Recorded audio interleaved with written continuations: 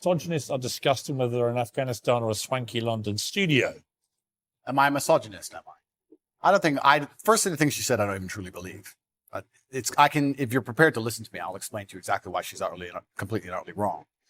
If you can go through the points again, she said. Do you think you're a misogynist? Absolutely not. I'm not a misogynist on any level. This is one of those buzzwords they just throw at people randomly. Homophobic, racist, misogynist, they just throw it out at people. What is your view of women? I'm a realist. What is your real view of women? I absolutely not only love women. I adore women. I have good relationships with women. Not a single woman has come up to me on the street since I've been canceled. Not a single one has said anything negative. Every single one of them has said positive things. You're a traditional male. I wish more men were like you. You understand your masculine roles. You understand what you're supposed to do. You understand you're supposed to protect women. You're exactly the kind of man I'd be looking for. I've never had a negative interaction with a female ever since I've been dubbed the biggest misogynist. Where is the... Please let me finish. I'm sorry, Pierce. Also, there's not been a single woman who's accused me of a crime, not a single woman who's accused me of rape, not a single woman who's come out and said anything from my entire past of 36 years I've done anything wrong ever. Anybody else with my level of fame, any footballer, any other movie star, at least has people who've come out and accused them of rape, X, Y, Z.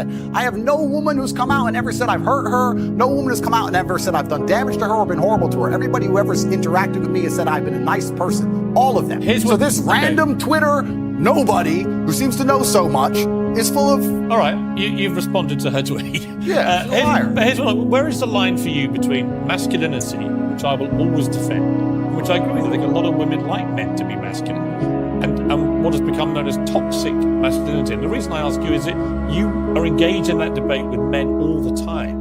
Where is the line for you where men shouldn't cross, where the behavior should be kept within a line? Please define toxic masculinity. Well, you tell me what you think it crosses a line from being a masculine, good man to a bad man. There's no such thing as too much masculinity if it's genuinely masculine. Genuine masculinity is not out here to hurt people. It's absolutely the opposite. It's out here to protect. And when bad things happen, they call traditionally masculine men. If you need a firefighter, you need a masculine man. When you call the police because of a problem you had, you want masculine men. And as soon as a woman or a man is in trouble, when you look for backup, you look for masculine men. And masculine men have a duty to provide and protect those they care about. We have a duty to do things we don't feel like doing because we know we're supposed to do them. And that's why we stayed in the Titanic and died. Those were masculine men. Where did you get your views about this from? This is what I grew up with. This is the family I grew up around. And your father, your mother? Yeah, and the world I lived in. And I think a lot of the things I'm saying now about masculinity and how people should act in the world, how the world should function, were considered completely normal and accepted by everybody only 20 years ago. I think the world's just lost its mind. For me to stand up and say a man should protect a woman now gets to be called a misogynist and canceled. If I said that 10 years ago, everyone would say, duh. And what's funny is, everyone who argues against me and says men shouldn't protect women, especially all the feminists, if they were with their boyfriend and a man broke into their house, guess who they'd expect to go downstairs? Who do you think? Think they go themselves? Are they going to Afghanistan? No, we send men to do this. So we send women in the armed forces too. You have to generalize when you make them. There are many exceptions do not disprove the rule. No, but you've got to concede there are many courageous women serving the armed forces. Absolutely and utterly, completely correct. But by and large, traditionally, soldiers are men. Exceptions do not disprove the rule. Well, it's not an exception. It's the fact that there are a lot of women in the armed forces. Correct. But if you were to take the average soldier, they are a male.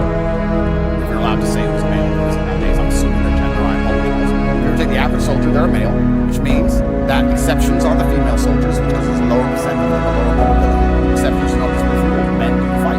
Right now in Ukraine, men cannot leave. Women are allowed to leave because men have to fight the front line and women are allowed to go to the back.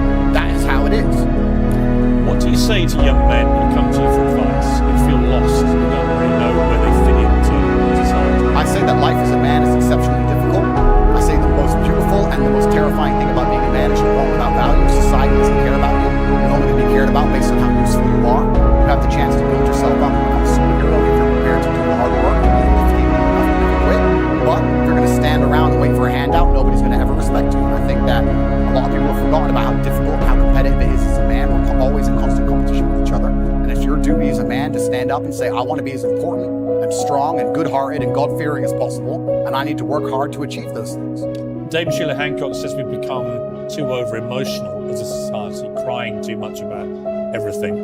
Has she got a point? She's completely right. And the dangerous thing about overly emotional men is that they're dangerous. They're genuinely dangerous. This is what's crazy. All these people who talk about toxic masculinity and how bad it is for men to be traditionally masculine. A traditionally masculine man does things he doesn't feel like doing because it is his duty to do them. He charges into the building because it is his duty. Not because he feels like it, because it is his duty. We're now teaching the new generation of men that they don't have duty and they can just act on their feelings and act how they feel feel, and they don't have to act as a man should. Do you know what happens when you get men who just act how they feel? You get school shooters, you get violence, you get rapists. Men who do not control their emotions are dangerous. If you find a man who is stoic, he's not going to hurt people. He's going to sit and think about his actions very carefully, and he's going to be a good man who protects and provides for his family.